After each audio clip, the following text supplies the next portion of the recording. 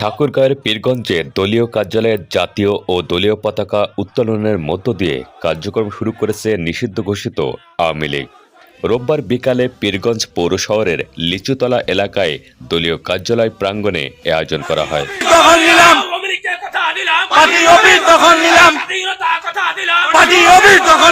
দীর্ঘদিন পর প্রকাশ্যে এমন কর্মসূচিকে ঘিরে নেতাকর্মীদের মধ্যে উৎসাহ উদ্দীপনা দেখা যায়।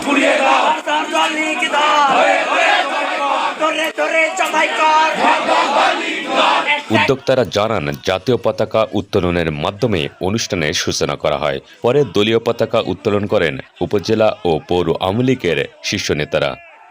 অনুষ্ঠানে উপস্থিত ছিলেন উপজেলা আওয়ামী লীগের সহসভাপতি ও জেলা আওয়ামী লীগের সদস্য গোলাম রব্বানী, সাবেক সাংগঠনিক সম্পাদক মোজাহারুল ইসলাম, উপজেলা যুবলীগের সভাপতি সুমন মসুল সহ স্থানীয় নেতাকর্মীরা।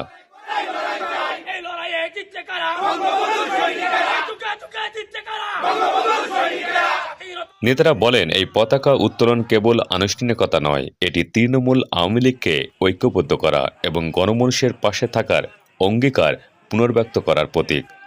তারা আরও জানান, সাংগঠনিক কার্যক্রম জোরদার, নতুন সদস্য সংগ্রহ এবং উন্নয়নমুখী কর্মসূচির মাধ্যমে পীরগঞ্জের দলের কার্যক্রমে নতুন গতি আনা হবে।